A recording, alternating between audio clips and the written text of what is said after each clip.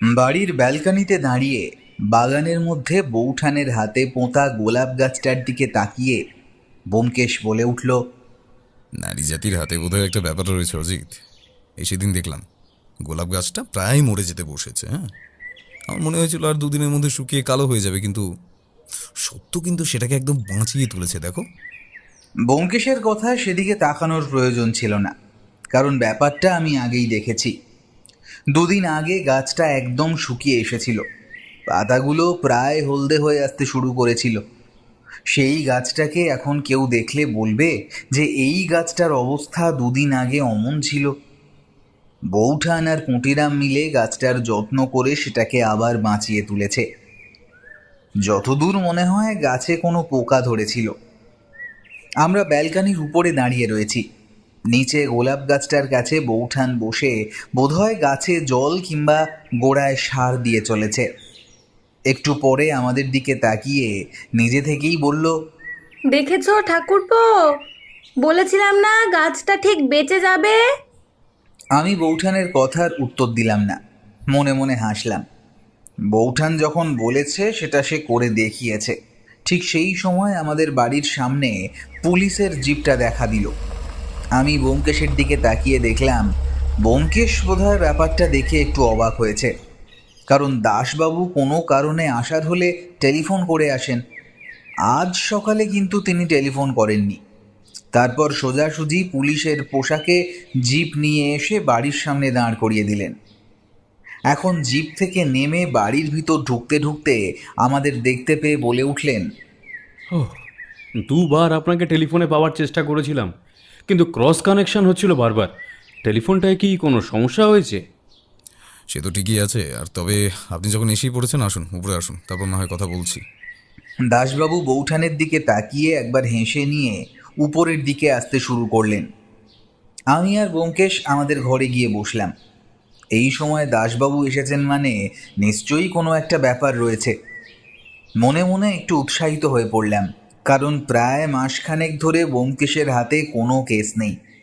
আমরা বসে থাকার কিছুক্ষণ পরেই দাশবাবু ঘরে এসে ঢুকলেন। তারপর সামনের চেয়ারটায় বসে পকেট থেকে রুমাল বের করে মুখ মুছতে মুছতে বললেন, বেশি দেরি করা যাবে না, চলুন এক্ষুনি বেরিয়ে পড়ি। তাহলে মার্ডার স্পটটা, ডেড বডিটা আপনাকে একবার দেখাতে পারবো। খুন? হ্যাঁ অজিতবাবু, আর বলবেন না। সকালে একটা রাউন্ড ছিল, সেটা সেরে থানায় গিয়ে সবে বসে জলের গ্লাসটা তুলে নিয়েছি, এমন সময় টেলিফোন বাজলো। তারপরে এই খুনের খবরটা পেলাম। তাড়াহুড়ো করে বেরিয়ে এসে দেখি এই বীভৎস ব্যাপার।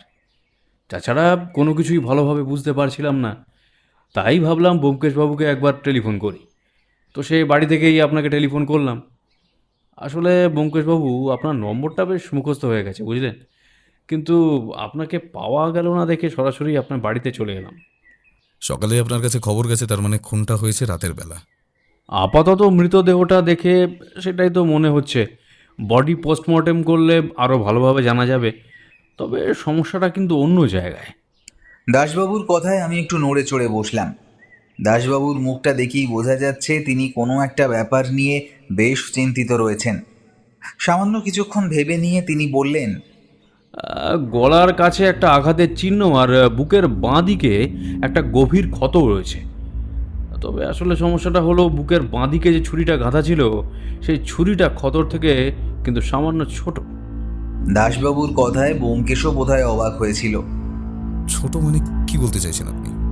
আসলে ব্যোমকেশবাবু, শরীরে কোথাও যখন আঘাত হয় তখন আঘাতের জন্য একটা ক্ষত তৈরি হয়, সেটা আপনি ভালোভাবেই জানেন। তো সেই ক্ষতটা দেখে একটা ধারণা করা যায় যে আঘাত করার অস্ত্রটা কি। এখানে ক্ষতের মধ্যে একটা ছুরি ঢোকানো ছিল, কিন্তু আমরা ঘটনাস্থলে পৌঁছে ছুরিটা বার করতে গিয়ে বুঝতে পারি সেই ছুরিটা দিয়ে কখনো ওই যে এমন আঘাত করা যাবে না। ভালো করে লক্ষ্য করলেই বোঝা যায় আঘাতটা অন্য কোনো ছুরি দিয়ে হয়েছে, যার আকার অনেকটা বড়। তবে এই ছুরিটাকে আঘাতের পরে সেই ক্ষতের মধ্যে ঢুকিয়ে দেওয়া হয়েছে কোনো একটা কারণে। এ কথায় আমি অবাক হয়ে গেলাম। আমার মুখ থেকে বেরিয়ে এলো, এটা খুন নাকি ছেলে খেলা? কেউ খুন করে তারপর খুনের অস্ত্র বার করে সেখানে ছোট ছুরি ঢুকিয়ে দিয়েছে। দাশবাবু বোধহয় একটু ইতস্তত করলেন আমার কথায়। তবে ব্যোমকেশকে দেখলাম দুটো হাত মুখের কাছে রেখে চোখ বন্ধ করে বসে রয়েছে। দাসবাবু বললেন, আসলে কিছুই না বুঝে উঠতে পারছি না অজিতবাবু। খুনটা যে হয়েছে সে ব্যাপারটা তো নিশ্চিত। তার গলার কাছে একটা আঘাত রয়েছে, বুকের কাছেও গভীর ক্ষত, আর ঘরের মেঝেতে রক্তে ভেসে যাচ্ছে। কিন্তু তার মধ্যে এমন একটা অদ্ভুত কাণ্ড কে করলো? ব্যোমকেশ বেশ কিছুক্ষণ চুপ করেছিল, এবার বলল, ভিকটিমের বাড়িতে আর কে কে আছে? ওখানেই তো সমস্যা ব্যোমকেশবাবু। ভিকটিমের বাড়িতে তার স্ত্রী এমনকি ছেলেও থাকে। তবে তারা দুজনেই আর সম্প্রতি ওই কয়েকদিনের জন্য তাদের এক আত্মীয়ের বাড়িতে বেড়াতে গিয়েছিল। তার মধ্যে এমন একটা ব্যাপার ঘটে গেল। পুলিশের তরফ থেকে তাদের খবর দেওয়া হয়েছে, তারা আশা করছে দুপুরের মধ্যে এসে পড়বে তারা। এখন সেখানে তাহলে কে রয়েছে? এই মুহূর্তে সেখানে চাকর রয়েছে, আর তাছাড়া পুলিশের দুজন কনস্টেবলও রয়েছে। চাকর সকালে আসল ব্যাপারটা দেখে, তারপর পাশের বাড়ির একজনকে খবর দিয়ে পুলিশে টেলিফোন করায়। আমি গিয়ে দেখেছি চাকর এবং আশেপাশের 2-3 জনকে সেই ঘরের মধ্যে থাকতে।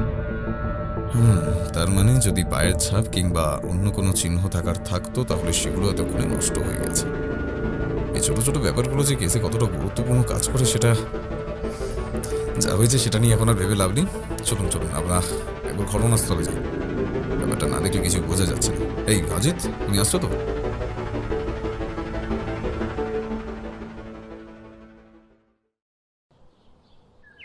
মৃতদেহ পড়ে রয়েছে মেঝের উপর। গোটা জায়গাটা রক্তে ভেসে যাওয়ার কথাটা দাসবাবু নেহাত মিথ্যে বলেননি। দেখলে মনে হবে গোটা শরীরের রক্তই বেরিয়ে এসেছে। দেখে মনে হচ্ছে খুব সম্ভবত মাঝামাঝি রাত্রের দিকে খুনটা হয়েছে, কারণ ক্ষত কালো হয়ে আসতে শুরু করেছে। ঘরের মধ্যে আমরা 3 জন ছাড়া আর কেউ ছিল না, বাকি সবাই নিজের ঘরে বসে রয়েছে। ব্যোমকেশ মৃতদেহর দিকে তাকিয়ে দেখতে দেখতে একসময় বলল, যে ছুরিটার কথা আপনি বলেছিলেন সেই ছুরিটা কোথায় আছে? আমাদের হেফাজতেই রয়েছে, আর নিচে একটা কাগজের মোড়ে ছুরিটা রাখা আছে, যদি হাতের কোনো ছাপ বার করা যায় তাই। বেশ, কাল রাতে এই ঘরে এই ভদ্রলোক ছাড়া আর কেউ ছিলেন না? সেই ব্যাপারে কেউ সঠিক কোনো তথ্য দিতে পেরেছে? পাশের বাড়ি এক ভদ্রলোক বলেছিলেন কাল রাতের দিকে ভদ্রলোকের ঘরে আলো জ্বলতে দেখা গিয়েছিল। আসলে ওই জানলাটা দিয়ে তাকালেই আপনি বুঝতে পারবেন পাশের বাড়ির জানলাটা আড়াআড়িভাবে দেখা যায়।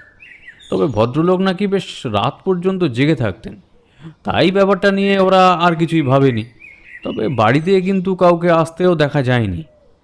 এমনও হতে পারে যে এসেছিল সে আসলেই গভীর রাতে এসেছিল, তাই কেউ দেখতে পায়নি। কিন্তু একটা কথা আমি কিছুতেই বুঝতে পারছি না ব্যোমকেশ। ভদ্রলোক যখন ঘরে একাই থাকতেন তাহলে তিনি নিশ্চয়ই ঘরের দরজা বন্ধ করে রেখেছিলেন। অচেনা কেউ যদি এত রাতে বাড়িতে আসে তাহলে তিনি নিশ্চয়ই দরজা খুলে তাকে ঘরে আসতে দেবেন না। তুমি এ কথা কেন বলছো বুঝতে পারছি অজিত। বাড়িতে কোথাও কোনো ধস্তাধস্তি কিংবা ভাঙার জন্য নেই, তাহলে এতটাই ঘরের ভেতর এলো কি করে? তাহলে কি অপরাধী এই ভদ্রলোকের পরিচিতি আছে? আচ্ছা, এই ভদ্রলোকের নাম কি? ভদ্রলোকের নাম সমরেন্দ্র ভট্টাচার্য। আচ্ছা, আপনি ভদ্রলোকের ব্যাপারে ভালো করে খোঁজ খবর নিন, আর ওনার ছেলে আর স্ত্রী এলে ওদেরও একবার জেরা করতে হবে। তাছাড়া ভদ্রলোকের কোনো শত্রু আছে কিনা সে ব্যাপারটাও জানা দরকার। এখান থেকে তো কিছুই বোঝা যাচ্ছে না। একবার সেই ছুরিটা আমায় দেখাবেন তো। ব্যোমকেশের দেখা শেষ হয়ে গিয়েছিল। সে ঘর থেকে বেরোবার আগে একবার জানলার কাছে গিয়ে দাঁড়ালো, তারপর দরজাটা ভালো করে পরীক্ষা করলো। ঘরের মধ্যে ঘুরতে ঘুরতে হঠাৎ করে প্রশ্ন করলো, ঘর থেকে কিছু চুরি যায়নি তো? চাকর তো তেমন কিছুই বলতে পারলো না। ভদ্রলোকের স্ত্রী আর ছেলে এলে ব্যাপারটা জানা যাবে। আপনার কি মনে হচ্ছে চুরির জন্য খুনটা করা হয়েছে? অনুমানের উপর ভিত্তি করে এখন কোনো কিছুই বলাটা ঠিক হবে না, বরং অপেক্ষা করি পোস্টমর্টম রিপোর্টটা আসুক আর ভদ্রলোকের পরিবার ফিরে আসুক, আর ওর সবার সাথে কথা বলে একটা সিদ্ধান্তে আসা যাবে না হয়। ব্যোমকেশ দরজার দিকে এগোতেই আমরাও দরজা দিয়ে বাইরে বেরিয়ে এলাম। তবে আমরা সিঁড়িতে নেমে যাওয়ার বেশ কিছুক্ষণ পর ব্যোমকেশ বাইরে এসে দাঁড়ালো। আমার কেমন যেন মনে হলো ব্যোমকেশ বোধহয় ঘরের মধ্যে কিছু একটা করছিল, কিন্তু সেটা কিছুতেই বুঝতে পারলাম না। দাসবাবু নিচে নেমে প্লাস্টিকের কাগজে মোড়া একটা ছোট্ট ছুরি আমাদের দেখালেন। তবে সেটা দেখেই মনে হলো এই ছুরি দিয়ে অন্তত এমনভাবে বুকের মাঝখানে আঘাত করা যায় না। তাহলে ছুরিটা ওখানে এলো কি করে? আমরা সেখানে বেশিক্ষণ রইলাম না, সেখান থেকে বেরিয়ে এলাম। দাসবাবু মৃতদেহ পোস্টমর্টেমের জন্য পাঠিয়ে দিলেন। তবে তার আগে ব্যোমকেশ একবার সেই কাজের লোকটির সাথে কথা বলল। কাজের লোকটিকে নিচের ঘরের একপাশে সরিয়ে নিয়ে গিয়ে আমি, দাসবাবু আর ব্যোমকেশ বসলাম। তারপর ব্যোমকেশ প্রশ্ন করল, আচ্ছা, তুমি এই বাড়িতে কতদিন ধরে কাজ করছো? তা স্যার 4-5 বছর তো হবেই। তুমি যদি কিছু না করো তাহলে তোমার ভয় পাওয়ার কোনো কারণ নেই, বুঝলে? আচ্ছা, তুমি আমায় এবার বলো তো, আজ সকালে তুমি যখন এসেছিলে তখন ঠিক কী দেখেছিলে? গদাই একবার দাসবাবুর দিকে তাকালো, তারপর ব্যোমকেশের দিকে তাকিয়ে দীর্ঘ গলায় বলতে শুরু করলো, প্রতিদিন আমি সকালেই এই বাড়িতে চলে আসি স্যার। সকাল থেকে সন্ধ্যা পর্যন্ত থাকি, তারপর সন্ধ্যাবেলা এখান থেকে বাড়ি চলে যাই। বাবু আমায় বলতো এই বাড়িতে থেকে যেতে, কারণ আমার আর কেউ নেই।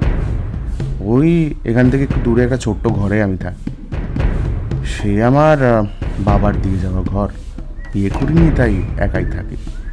খাবার ওখান থেকে খেয়ে নিই, রাতে বাড়ি থেকে খালি ঘুমোই, আবার পরদিন সকালে এখানে চলে আসি।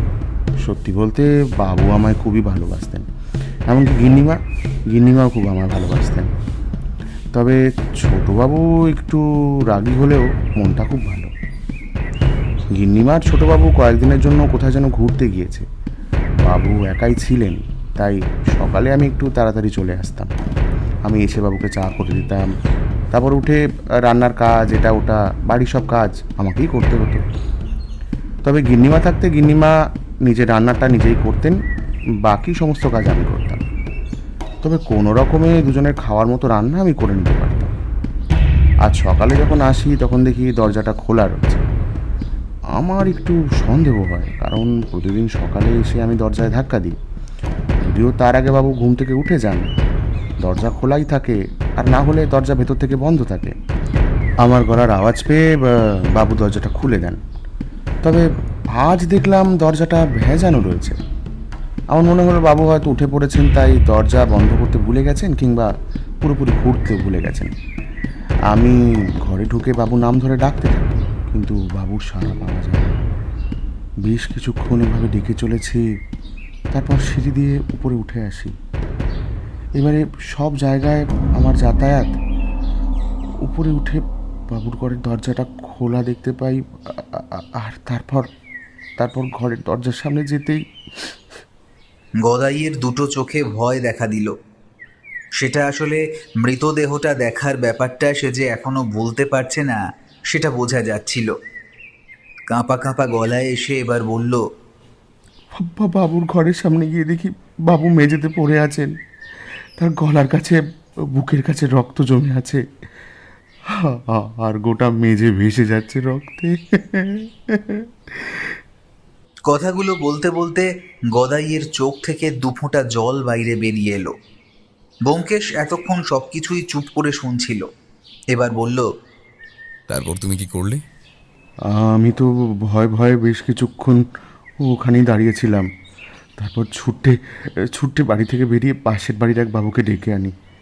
তিনি পুলিশে খবরটা দেন, আর তারপর দেখতে দেখতে আরও কয়েকজন চলে আসে। তারপর তো পুলিশ নিজেই এলো স্যার। বাড়িতে যখন তুমি ঢুকেছিলে প্রথম, তখন না তোমার কিছু মনে হয়েছিল, মানে বাড়ির কোথাও কোনো একটা পরিবর্তন কিংবা এমন কিছু যেটা প্রতিদিনের মতো নয়? গদাই বেশ কিছুক্ষণ চুপ করে ভাবার চেষ্টা করলো, তারপর বলল, না স্যার, তেমন কিছুই মনে পড়ে না। আচ্ছা, তুমি একটা কাজ করো, তুমি এখন বাড়ি ফিরে যাও। প্রয়োজন হলে পুলিশ তোমায় আবার জিজ্ঞাসাবাদ করবে, আর তুমি বাড়ি গিয়ে অপেক্ষা করো। শহর ছেড়ে কোথাও যাবে না, আর তোমার ঠিকানাটা পুলিশের কাছে দিয়ে যাও। আর অত চিন্তা করো না, তোমার যদি কোনো দোষ না থাকে তাহলে তোমার ভয় পাওয়ার কোনো কারণ নেই।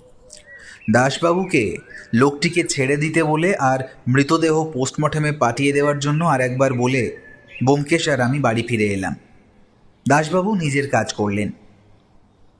তবে বাড়ি ফিরতে ফিরতে আমার মনে বারবার একটা কথা আসছিল, তাই সেটাই করে বসলাম। মনে হচ্ছে ব্যক্তিগত কোনো শত্রুতার জন্যই খুনটা করা হয়েছে ব্যোমকেশ। ঘর দেখে তো মনে হলো না চুরির চেষ্টা হয়েছে, আর তেমন হলে কাজের লোকটি কিছু অন্তত বলতে পারত। ব্যোমকেশ হঠাৎ কেমন গম্ভীরভাবে প্রশ্ন করল, অজিত, সমরেন্দ্রবাবুর বাড়ির বিছানাটা তুমি ভালো করে লক্ষ্য করেছিলে? বিছানা? মানে আমি তো মৃতদেহটাই দেখছিলাম, তার আশেপাশে কিছু আছে নাকি খোঁজার চেষ্টা করছিলাম। বিছানাটা ঠিক কিন্তু কেন বলো তো? তেমন কিছুই না। চলো বলছি, ভদ্রলোকের ছেলে আর বউয়ের সাথে একবার কথা বলতে পারলে ভালো হতো, অথবা এখন অপেক্ষা করতে হবে আর পোস্টমর্টম রিপোর্টটাও আসুক আগে, বুঝলে? তার আগে কোনো কিছু সিদ্ধান্ত নিয়ে কোনোটা ঠিক হবে না। ব্যোমকেশ কথাটা বলল বটে, কিন্তু আমি স্পষ্ট বুঝতে পারছিলাম ব্যোমকেশ কিছু একটা ভেবে চলেছে। তবে সে যখন সেটা বলছে না, তাহলে তার মুখ থেকে এসব কথা বার করা সম্ভব নয়। বাড়িতে পৌঁছে ব্যোমকেশ কিন্তু নিজের ডায়েরিটা নিয়ে বসে পড়ল। আমি বুঝতে পারছিলাম কেসটা নিয়ে সে এখন ভাবতে শুরু করেছে, আর তাই সেসব লিখে রাখছে।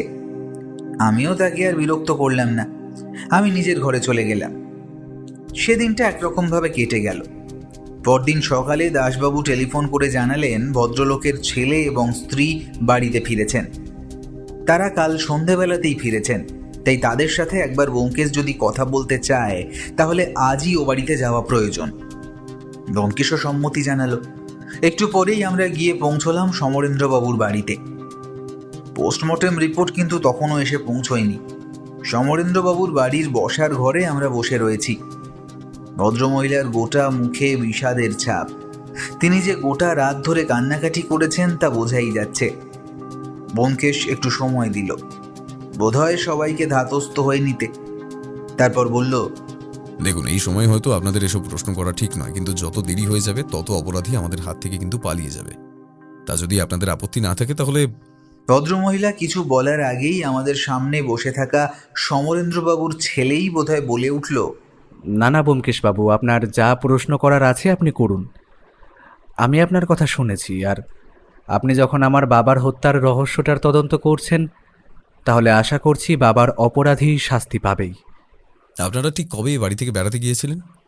দিন চারেক আগে আমরা বাড়ি থেকে বেরিয়েছিলাম, তবে দিন সাতেক মতো থাকার কথা ছিল, কিন্তু কাল সকালে টেলিফোনটা পেয়ে বিকেলের মধ্যেই আমরা এখানে চলে আসি। তবে ততক্ষণে বাবার মৃতদেহ পোস্টমর্টমের জন্য নিয়ে যাওয়া হয়েছে। আপনার কাউকে সন্দেহ হয়? মানে এমন কেউ আছে যে আপনার বাবাকে খুন করতে পারে? দেখুন, আমার বাবা একজন ব্যবসায়ী। বাবার অনেক শত্রুতা রয়েছে, কিন্তু ব্যবসায়িক শত্রুতার জন্য কেউ খুন করবে বলে তো আমার মনে হয় না। বাবার ব্যবসা থাকলেও সেটা খুব একটা বড় নয়, মাঝামাঝি ধরনের। তাকে খুন করে কেউ খুব একটা বেশি লাভবান হবে বলে তো আমার মনে হয় না। দেখুন, মাঝে মাঝে অতীত সামান্য কারণেও হয়ে থাকে। খুনের কাছে সামান্য কারণটাও অনেক বড় হয়ে যায় তখন। তাই যদি এমন কারোর কথা আপনার মনে হয়, আপনি তাদের কথা আমাদের বলতে পারেন। আমরা একটু খোঁজখবর নিয়ে দেখব না হয়। বাবার একটা ডায়েরি রয়েছে।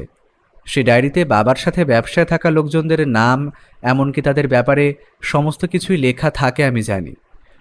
সেটা আপনি নিয়ে গেলে হয়তো আপনার সুবিধে হবে। সেখান থেকে আপনি কিছু পেলেও পেতে পারেন। এর মধ্যে মানে আপনারা বাড়ি থেকে যাওয়ার আগেই আপনার বাবার মধ্যে কোনো রকম পরিবর্তন লক্ষ্য করেছিলেন? না, বাবা তো সবসময় হাসি খুশি থাকতেন। তার মধ্যে যদি কোনো পরিবর্তন হতো তাহলে সেটা আমাদের চোখে খুব সহজেই পড়তো। আচ্ছা বেশ, এবার আমি একটা কথা বলুন তো। আপনার বাবা তো অনেক রাতে ঘুমোতে যেতেন, সে কথা ঠিক। তবে তিনি ঠিক কত রাত পর্যন্ত জেগে থাকতেন সেটা বলতে পারবেন? ব্যবসার কাজে নানা হিসেবপত্র বাবা রাত্রে খাওয়া দাওয়ার পরেই করতো।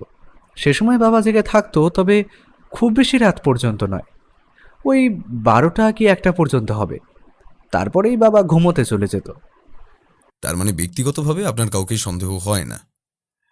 আপনার বাবা কি ওই যে ঘরে তার মৃতদেহ পাওয়া গেছে সেই ঘরেই ঘুমোতেন, নাকি অন্য কোনো ঘরেও ঘুমোতে পারেন বলে আপনার মনে হয়? এই কথাটা আপনি কেন বলছেন সেটা আমি বুঝতে পারছি না ব্যোমকেশবাবু। তবে বাবা ওই ঘরেই ঘুমোতেন, এমনকি বাড়িতে যতক্ষণ থাকতেন ওই ঘরেই থাকতেন, শুধুমাত্র খাওয়ার সময়ই নিচে আসতেন। ব্যোমকেশ চুপ করে কি যেন ভাবল, তারপর ভদ্রমহিলার দিকে তাকিয়ে প্রশ্ন করল, আপনার কি কাউকে সন্দেহ হয়? মানে কে এই খুনটা করতে পারে বলে আপনার মনে হয়? ভদ্রমহিলা মাথা নাড়লেন, তারপর কাঁপা কাঁপা গলায় বললেন, না, ওনার সাথে কারো শত্রুতা আছে বলে তো আমি জানতাম না। ব্যোমকেশ বেশ কিছুক্ষণ আর কোনো প্রশ্ন না করে বসে রইল। আমি আর দাসবাবু মুখ চাওয়াচাবি করলাম।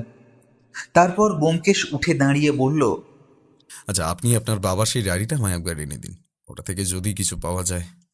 অনিক নামের ছেলেটি উঠে গিয়ে তার বাবার ঘর থেকে একটা ডায়েরি এনে ব্যোমকেশের হাতে দিল। আমরা বেরিয়ে আসার সময় ব্যোমকেশ বলল, যদি তেমন কিছু মনে পড়ে তাহলে কিন্তু আমাদের জানাবেন একবার, হ্যাঁ? তাহলে এই কেসটা তদন্ত করতে আমাদেরই সুবিধা হবে। আচ্ছা, আরও একটা কথা, আপনাদের বাড়িতে যে কাজের লোকটি কাজ করতো সে বোধহয় বছর চারেক আপনাদের বাড়িতে কাজ করছে। তার আগে আপনাদের বাড়িতে অন্য কোনো কাজের লোক ছিল? আরেকজন ছিল, তবে কোনো একটা কারণে তাকে উনি কাজ থেকে ছাড়িয়ে দিয়েছিলেন। তবে সেটা ঠিক কী কারণে সেটা আমি জানি না ব্যোমকেশবাবু। ব্যোমকেশের মুখ দেখে মনে হলো সে হয়তো কোনো একটা সূত্র পেয়ে গেছে, আর সেটা থেকেই এই কেসের তদন্ত শুরু করা যাবে। আর কোনো কথাবার্তা আমাদের মধ্যে হলো না। আমরা বাড়ি ফিরে এলাম। দাসবাবু জানিয়ে গেলেন পোস্টমর্টমের রিপোর্ট তিনি যত তাড়াতাড়ি সম্ভব আমাদের জানাবেন। তবে এর মধ্যে কিছুতেই আমি সেই ছোট্ট ছুরির ব্যাপারটা মাথা থেকে সরিয়ে ফেলতে পারছিলাম না। সেটা কেন কেউ ওই জায়গায় রেখে যাবে?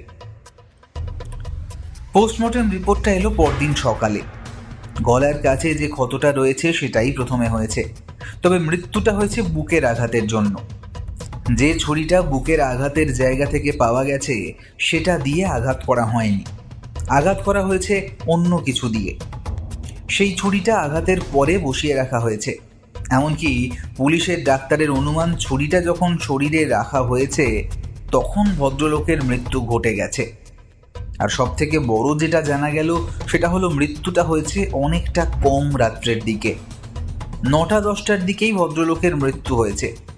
তারপর সারা রাত মৃতদেহটা মেঝের উপর পড়েছিল, তাই শরীরের প্রায় অনেকটা রক্ত বাইরে বেরিয়ে এসেছে।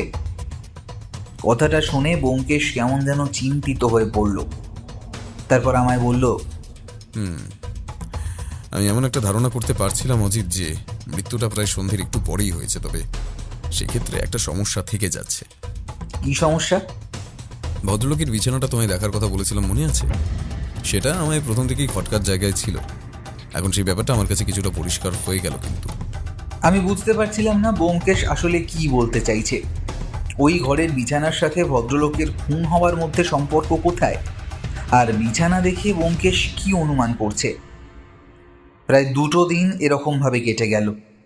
ব্যোমকেশ মাঝে মাঝে কোথায় যেন বেরিয়ে পড়তে লাগলো, ফিরতেও লাগলো দেরি করে, কিন্তু আমায় কিছুই বলতো না।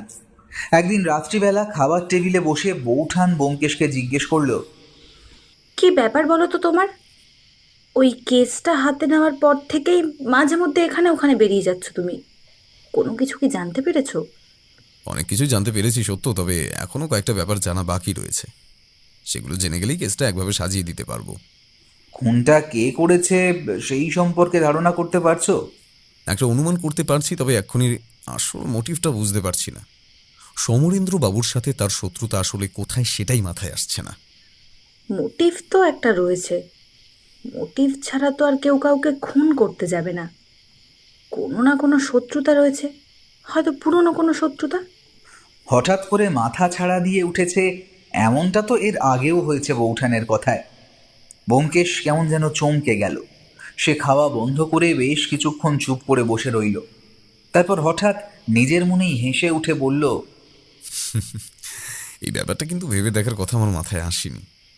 আমি ভেবে চলেছিলাম বর্তমানে ভদ্রলোকের সাথে কারোর কোনো শত্রুতা রয়েছে নাকি। ব্যবসায়িক ক্ষেত্রে তার সাথে যাদের পরিচয় তাদের সবার সাথেই প্রায় আমি কথা বলে ফেলেছি, কিন্তু তেমন কিছুই মনে হয়নি। আমারও তেমনটাই মনে হচ্ছিল যে পুরনো কোনো শত্রুতা। কারণ ভদ্রলোকের স্ত্রী এবং ছেলে বলেছিল তার সাথে অন্য কারোর তেমন শত্রুতা থাকার কথা নয়। খোঁজ নিতে হবে অজিত, ব্যাপারটা খোঁজ নিতে হবে। ভদ্রলোকের অতীত একটু ঘাঁটতে হবে, না হলে কিছুই জানা যাবে না। পরদিন থেকেই ব্যোমকেশ বোধহয় ভদ্রলোকের অতীতের ব্যাপারে খোঁজ খবর নেওয়া শুরু করলো। তবে এর মধ্যে আমায় আর কিছুই বলল না, শুধু একদিন দুপুরে ঘরে ডেকে পাঠালো। আমি তার ঘরে গিয়ে দেখি একটা খবরের কাগজ হাতে নিয়ে সে বসে আছে। সেটা দেখে মনে করলাম, এখন আবার খবরের কাগজ নিয়ে পড়লে কেন, আর আমাকেই বা ডেকে পাঠালে কেন? ও, তুমি এসেছো? এই আজকের খবরগুলো একটু দেখছিলাম। খবরের কাগজ হলো এমন একটা মাধ্যম অজিত, যেটা দিয়ে অনেক আগের কোনো ঘটনা খুঁজে বার করা যায়, যেমনটা আমি খুঁজে বার করেছি। আমি অবাক হয়ে বললাম, তার মানে তুমি সমরেন্দ্রবাবুর খুনিকে খুঁজে বার করেছো, আর তার পিছনে যে মোটিভ রয়েছে সেটাও খুঁজে পেয়েছো? প্রায় বছর 5 আগে ভদ্রলোক একটা অপরাধ করেছিলেন। ভদ্রলোকের যে ব্যবসা রয়েছে সেটা আসলে একটা খাবারের দোকানের ব্যবসা, একরকম হোটেল বলতে পারো। ভদ্রলোকের হোটেলে একবার খাবার খেয়ে এক দম্পতি রীতিমতো অসুস্থ হয়ে হাসপাতালে ভর্তি হন। তারপর সেখানেই তারা মারা যায়। ব্যাপারটা মনে করা হয়েছিল কোনোভাবে খাবারে বিষাক্ত পদার্থ মিশে গেছে। আসলে সেই হোটেলে সেদিন যারা খাবার খেয়েছিল তাদের কারোরই কিন্তু কোনো সমস্যা হয়নি, শুধু হয়েছিল ওই দুজনের। তাই সেক্ষেত্রে অনুমান করা হয় যে তাদের খাবারের প্লেটে কিংবা খাবারে কিছু একটা মিশেছে। তাই ভদ্রলোকের সামান্য জরিমানা এবং পুলিশের কাছে কয়েকবার যাতায়াত করতে হলেও শাস্তি তেমন কিছুই হয়নি। তবে এটা ছাড়া ভদ্রলোকের জীবনে কিন্তু আর তেমন কোনো অপরাধের ব্যাপার নেই আশা করা যায়। এখানেই কোনো একটা খুঁজে পাবো আমরা, জানো তো, এখানে কিছু একটা খুঁজে পাবো। একটা সূত্র যখন খুঁজে পাওয়া গেছে তখন সেটা থেকেই কোনো না কোনোভাবে একটা আশার আলো দেখা যাবে ব্যোমকেশ। কিন্তু বাইরে থেকে কেউ এসে যদি সমরেন্দ্রবাবুকে খুন করেন তাহলে আশেপাশের কেউ ব্যাপারটা দেখতে পেল না, আর রাতের বেলা কেউ তার বাড়িতে ঢুকলেও তো তাকে মোটামুটিভাবে দেখা সম্ভব। আর সব থেকে বড় কথা, সমরেন্দ্রবাবু মারা যাওয়ার সময় চিৎকার করেননি। সেটাই তো অজিত, ভদ্রলোকের শরীরে দুটো আঘাতের চিহ্ন রয়েছে, কিন্তু চিৎকার করার একটা চেষ্টা করবেন। সেটা যে কেন হয়নি সেটাও আমি বুঝতে পারছি না, বুঝলে। আচ্ছা, তোমার কি মনে হয় সেই যে দুজন মারা গেছিল আর তাদের পরিচিত কেউ সমরেন্দ্রবাবুকে এত বছর পরে খুন করতে এসেছে? তাদের ব্যাপারে কোনো খোঁজ খবর জোগাড় করতে পারলে? দাসবাবুকে ব্যাপারটা জানিয়েছি, আর আমার দিক থেকেও কয়েকজন খোঁজ খবর চালাচ্ছে। কিছু একটা অন্তত বেরিয়ে আসবে অজিত।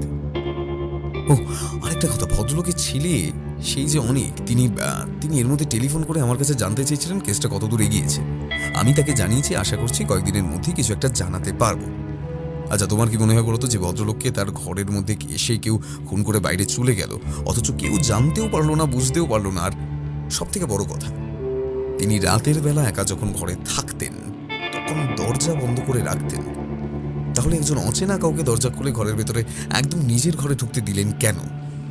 ব্যোমকেশের কথায় যে একটা ইঙ্গিত পরিষ্কার ফুটে উঠছিল সেটা আমি বুঝতে পারছিলাম। তাই বললাম, তুমি কি বলতে চাইছো অপরাধী সমরেন্দ্রবাবুর চেনা?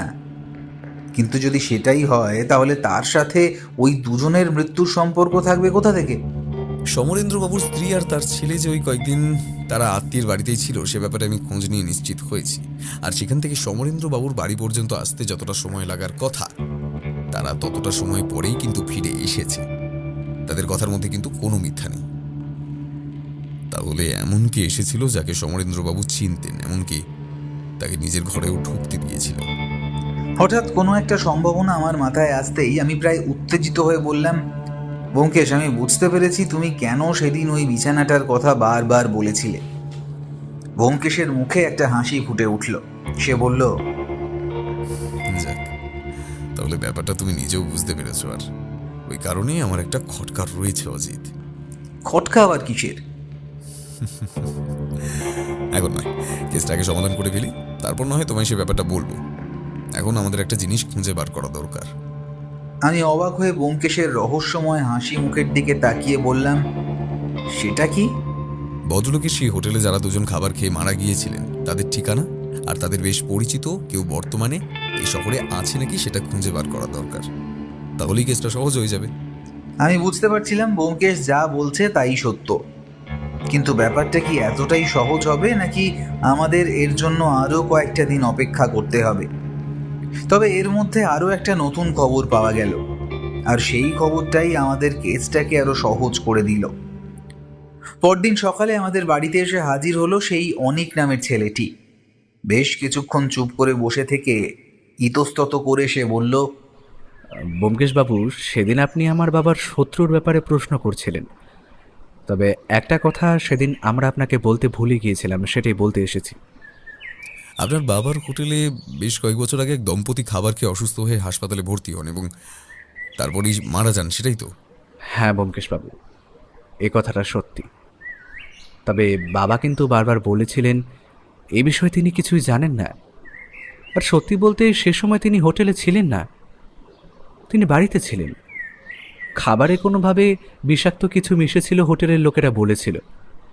হোটেলে সম্প্রতি নাকি টিকটিকির উপদ্রব হয়েছিল, তার সংস্পর্শে খাবার আসায় ব্যাপারটা ঘটে মোটামুটি বলতে পারেন। তবে আমি আপনার কাছে এসেছি অন্য একটা কারণে।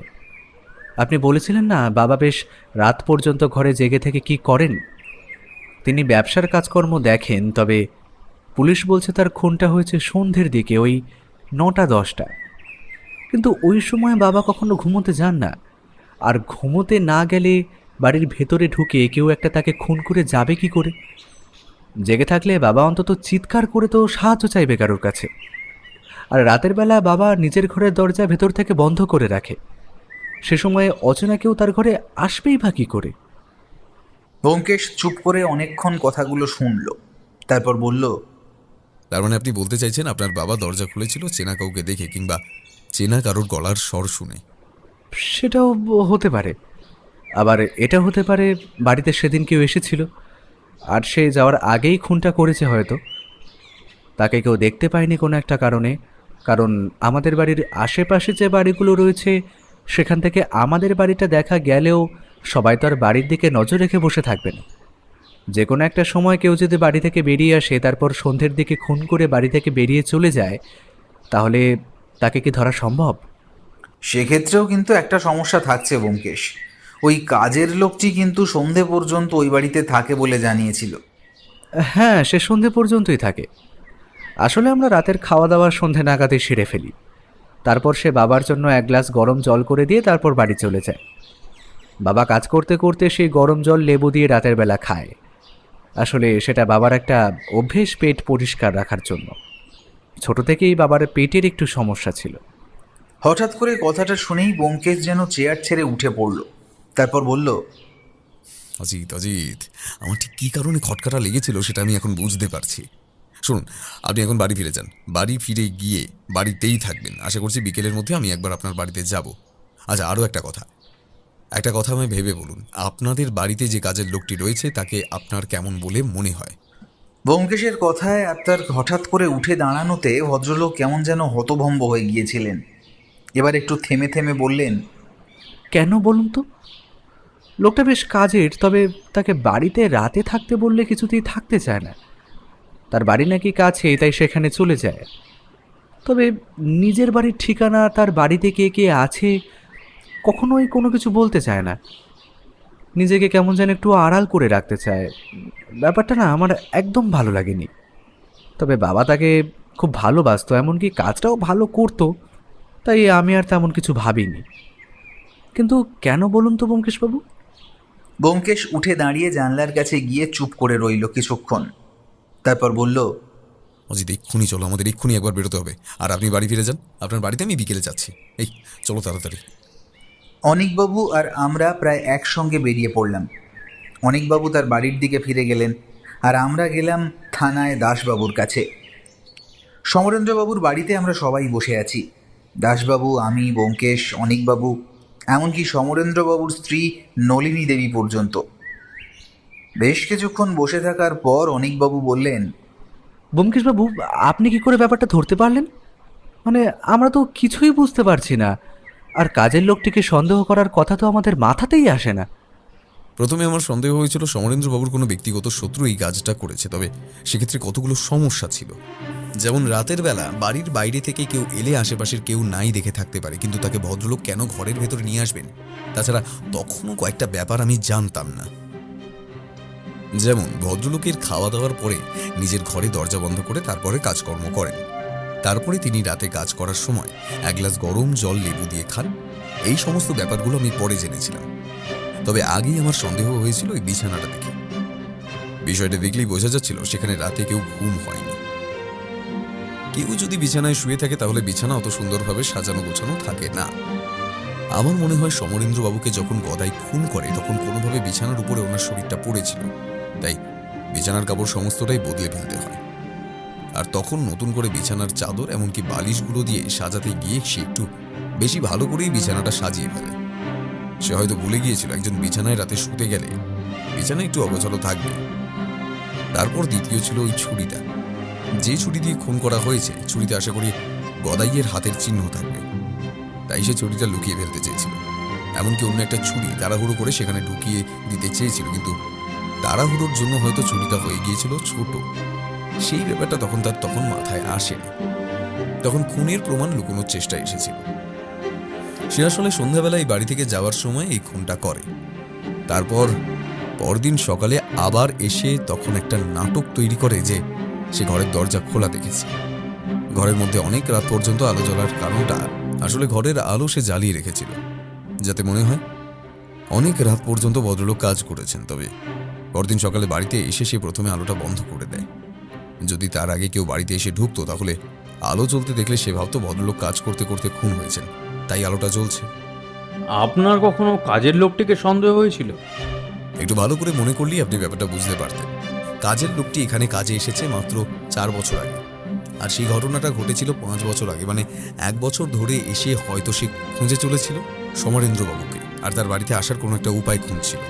আমি খোঁজ নিয়ে দেখেছি যে দুজন মারা গিয়েছিলেন তারা এসেছিল গ্রামের দিক থেকে।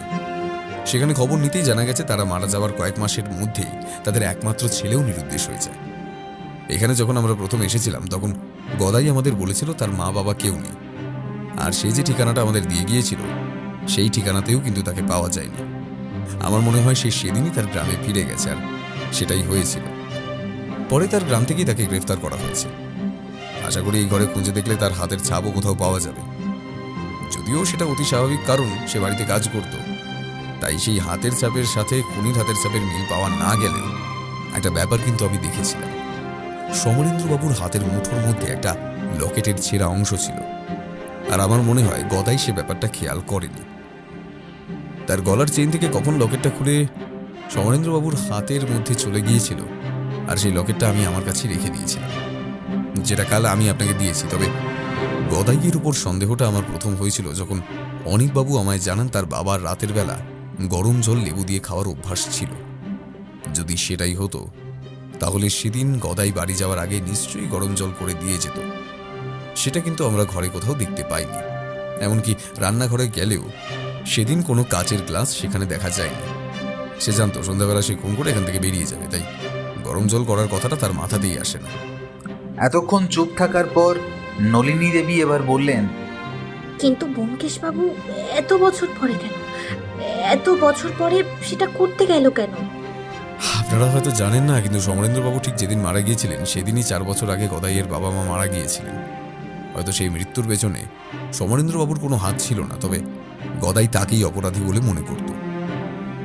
আর সে এই 4 বছর আপনাদের বাড়িতে কাজ করতো আসলে সময় খোঁজার জন্য। এই গোটা 4 বছরে হয়তো তার বাবা মায়ের মৃত্যুদিনের সে তেমন সুযোগ পায়নি, যেটা এবছর পেয়েছিল। তাই সে সময় সুযোগ বুঝে এবছরই ওই দিনেই খুনটা করেছে। তবে এখন সে পুলিশের হেফাজতে রয়েছে। আশা করি সে তার অপরাধ স্বীকার করে ফেলবে, কারণ সে প্রতিশোধের জন্যই খুনটা করেছে। আর তার প্রতিশোধ যখন সম্পূর্ণ হয়ে গেছে তাহলে তার ধরা দিতে আর কোনো আপত্তি থাকতে পারে না। ব্যোমকেশ থামতেই অনিকবাবু বলে উঠলেন, আমার লোকটাকে প্রথম থেকেই ভালো লাগতো না, তবে মা বাবা যখন তাকে ভালোবাসতো তাই আমি আর সেই বিষয়ে কিছু বলতাম না। তবে লোকটা যে এমন কিছু করতে পারে সেটা আমি ধারণা করতে পারিনি ব্যোমকেশবাবু। আপনি না থাকলে হয়তো তাকে ধরা কখনোই সম্ভব হতো না। আমরা ভাবতাম বাইরের কেউ হয়তো খুনটা করেছে। খুব সম্ভব সমরেন্দ্রবাবুর হাতের মধ্যে ওই লকেটটা পাওয়া যেত, তবে ওটা অতি সাধারণ একটা লকেট যেটা যে কারোর গলাতেই থাকতে পারে। তবে সমস্যাটা হলো গদাইয়ের চেনের সাথে লকেটটা লাগানো ছিল, সেটা খুলে গেছে, আর সেটা গদাই নিজেও লক্ষ্য করেনি। তবে সে যদি চেনটা খুলে ফেলতো তাহলে আর তাকে ধরা যেত না। তবে আমি সমস্তটাই ধারণা করেছি অনুমানের উপর ভিত্তি করে। এখন যদি সে নিজের অপরাধ স্বীকার না করে তাহলে কিন্তু তাকে ধরিয়ে দেওয়ার মতো শক্ত তেমন কোনো প্রমাণ আমাদের হাতে নেই। তাকে কেউ দেখেনি। একটা ব্যাপার হতে পারে, এই বাড়ির কোথাও খুঁজে দেখলে সেই ছুরিটা আর বিছানার চাদর, এমনকি যেখানে যেখানে রক্ত লাগতে পারে সবকিছুই খুঁজে পাওয়া যেতে পারে। সেগুলো পেলে একটা প্রমাণ দাঁড় করানো যাবে। এ বাড়িতে স্টোররুম জাতীয় কিছু আছে, কিংবা এমন কিছু যেটাকে ব্যবহার করা হয় না? ছাদে একটা ঘর রয়েছে যেখানে পুরনো জিনিসপত্র রাখা হয়। দাসবাবু, একবার আপনার কনস্টেবলদের বলুন তো ওইখানে কিছু আছে নাকি সেটা একবার দেখে আসতে। কেস প্রায় শেষ হয়েই এসেছিল। ব্যোমকেশের কথায় কনস্টেবলরা উপরের ঘর থেকে সত্যিই রক্তমাখা চাদর আর একটা পোশাক খুঁজে পেল। তার সাথে একটা বড় ছুরিও পাওয়া গেল। তবে সেটা খুঁজে পেতে কিন্তু বেশ খানিকটা সময় লেগেছিল, কারণ একটা কাপড়ের ব্যাগের মধ্যে ভালো করে দড়ি দিয়ে সমস্ত কিছু বেঁধে রাখা হয়েছিল। দেখে মনে হবে অনেক দিন ধরে সেই ব্যাগটা সেখানে পড়ে আছে। অবশ্য পরে গদাই তার অপরাধ স্বীকার করেছিল এবং বলেছিল তার বাবা মায়ের মৃত্যুর জন্য যে দায়ী তাকে সে নিজের হাতে শাস্তি দিতে পেরেছে। এখন আইন যা শাস্তি দেয় সেটা মাথা পেতে নিতে তার কোনো অসুবিধে নেই। গোটা কেসটা এভাবেই শেষ হয়ে গিয়েছিল। তবে তারপরে অনীকবাবু একদিন আমাদের বাড়িতে এসে আমাদের এসব কিছুর জন্য ধন্যবাদ জানিয়ে গিয়েছিলেন। পরদিন সকালে ব্যালকানিতে দাঁড়িয়ে নিচে বৌঠানে লাগানো সেই গোলাপ গাছে আসা নতুন ফুলের দিকে তাকিয়ে দেখছি, এমন সময় ব্যোমকেশ বলল, বুঝলে অজিত, একটা মানুষের মনে প্রতিশোধ স্পৃহা যে কতটা ভয়ঙ্কর হতে পারে তা তুমি ধারণা করতে পারবে না। মানুষ একবার কাউকে ভুল ভেবে ফেললে তাকে সে ধারণা থেকে সরানো খুব কঠিন। নাহলে তুমি বলো, এত বছর ধরে সমরেন্দ্রবাবু তার স্ত্রী গদাইয়ের সাথে এত ভালো ব্যবহার করেছেন, তারপরেও সে কিন্তু সুযোগ বুঝে খুন করে বসেছে। ব্যোমকেশের কথায় আমি বললাম, ব্যোমকেশ, গদাই খুন করার মানসিকতা নিয়েই এ বাড়িতে এসেছিল, তাই যাই হয়ে যাক না কেন তার মানসিকতা কখনোই বদলাতো না, আর শেষে সেটাই হলো। ব্যোমকেশ কিছু একটা বলার জন্য মুখ খুলছিল, ঠিক সেই সময় তার ঘরের টেলিফোনটা বেজে উঠল। ব্যোমকেশ ব্যালকানি ছেড়ে ঘরের দিকে এগিয়ে যেতে লাগলো। আমি নিচে তাকিয়ে ছোট্ট গোলাপ গাছটা দেখতে লাগলাম।